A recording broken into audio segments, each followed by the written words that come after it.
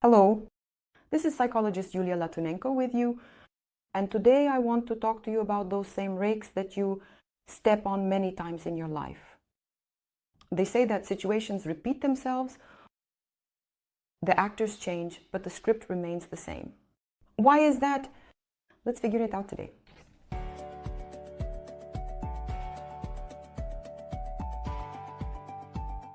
It might be that is to say, in your life there was an abuser. You broke up with him, and then again an abuser, and again an abuser. Why is that? Or you constantly find yourself in triangles. First one triangle in relationships, then another triangle in relationships. Well, it's a kind of constant triangulation happening. Why is that? You wouldn't want to be in such relationships where it hurts, but still, somehow these situations seem to follow you, but it seems that these situations are chasing you. In reality, you are the one chasing these situations. But why?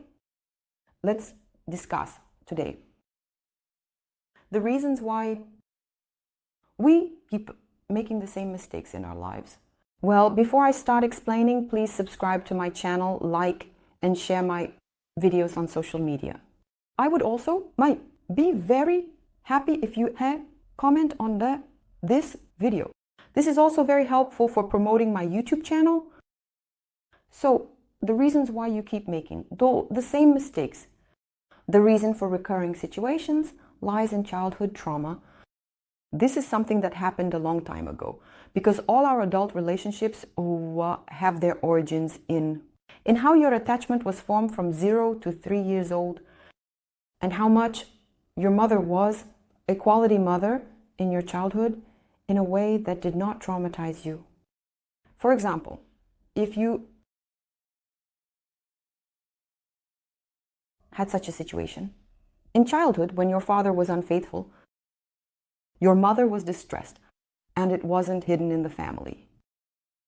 This scenario became so painful for the child that they cannot detach from this scenario.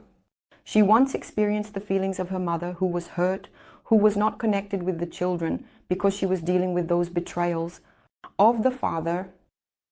And so such a girl, in order to take revenge on men who are unfaithful, starts being unfaithful herself or ends up in relationships, living out her mother's fate. Her mother's fate, the one who was betrayed.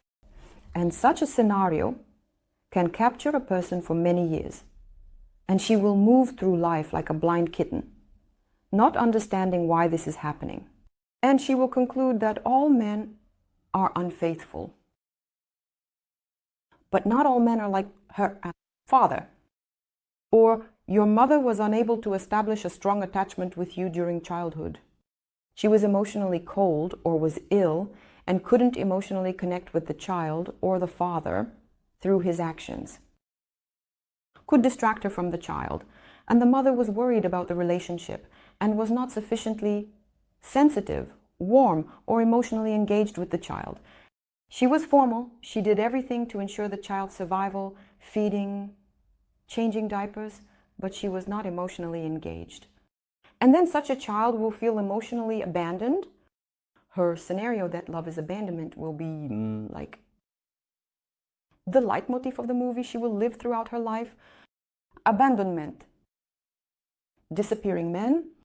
Why is that? Because we project our early childhood experiences onto men. What happened to us once from 0 to 3? And if the mother was ignoring, abandoning, emotionally uninvolved, then I will place 10 men in front of you, and you will intuitively choose the one who will repeat all the experiences you haven't fully lived through or processed in childhood. Why do we choose such men? I understand all of this.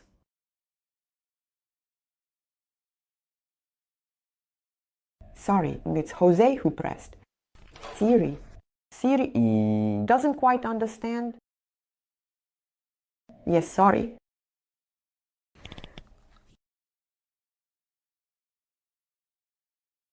Therefore, such an abandonment will be a scenario.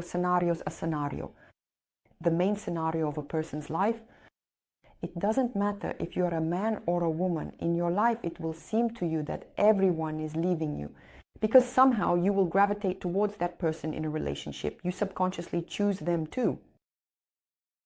That this person will allow you to touch that painful, unfinished experience again and again. As we say, these are unfinished gestalts, so that you overcome that experience and so that you break free from the captivity of this trauma. Without touching the painful experience, there is no chance to break free from captivity. That's why we attract abusers, manipulators into our lives. All the same things that are well known to us, because the psyche always chooses what is familiar to us. That's why these pitfalls work so effectively.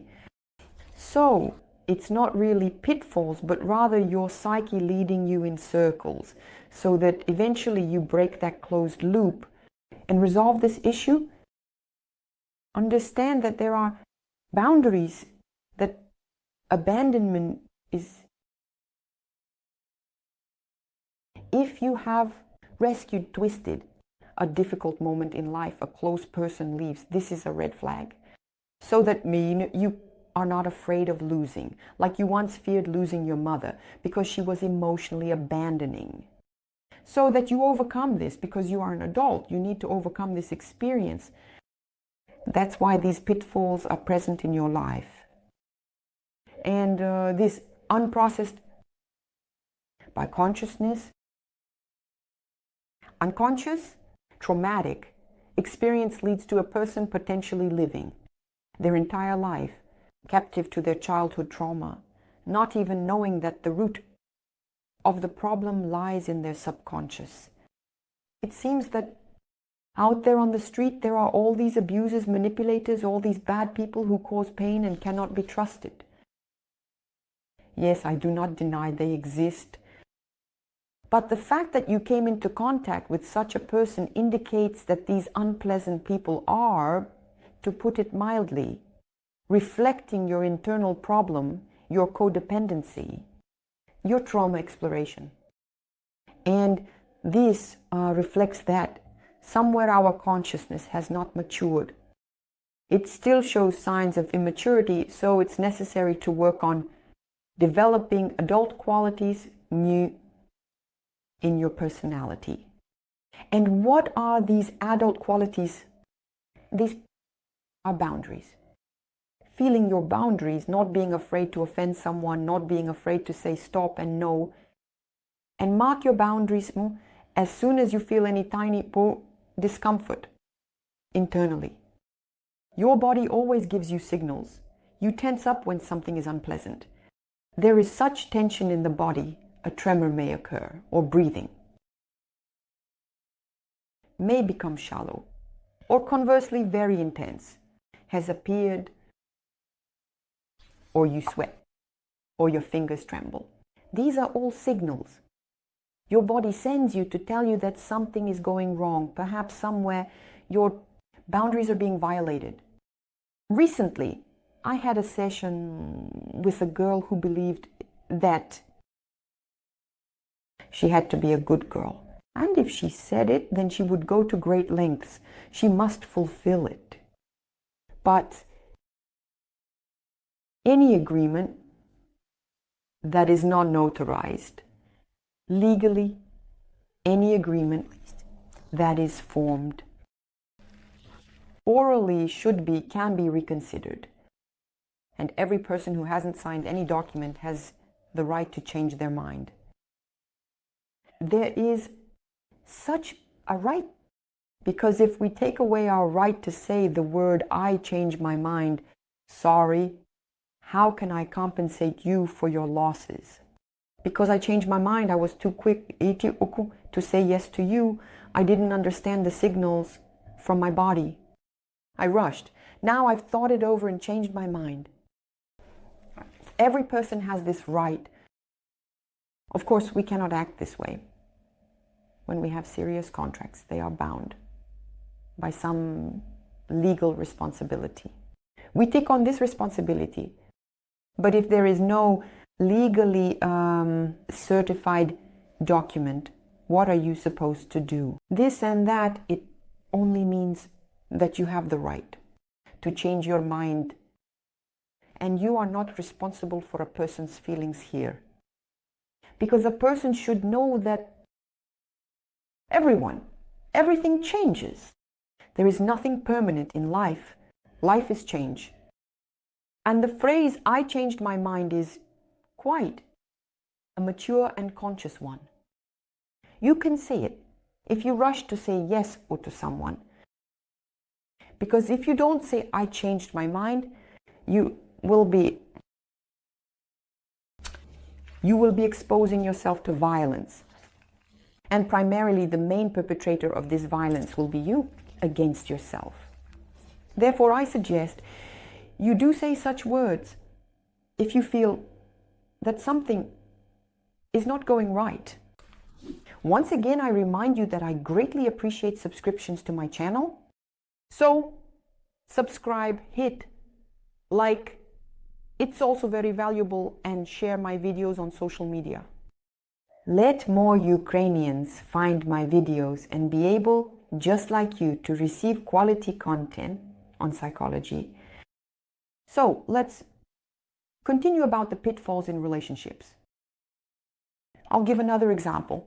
If a child was told in childhood, for example, that we love you, but at the same time they were mocked, humiliated, and beaten, then such a child will grow up with a certain scenario. And they will think that love is when they are beaten and mocked. And they will repeat the cycle over and over. This very scenario will persist until they realize that at some point they made the wrong decision, that at some point their parents helped them, in quotes, define love as being a victim. But love has nothing to do with violence. So, what is the best way to break it? This cycle in which you keep repeating all those negative experiences and suffer again and again, stepping on the same rake. You can turn to a specialist who works with childhood traumas. Psychotherapy is the best method of working with childhood trauma. I wish each of you to find your own great, best psychologist to work through your childhood traumas. Don't delay, because the later you start, the longer the work will be. Well, I say goodbye to you and hope you enjoyed my video. So give it a like, write comments, and share my videos on social media. It would also be nice if you subscribe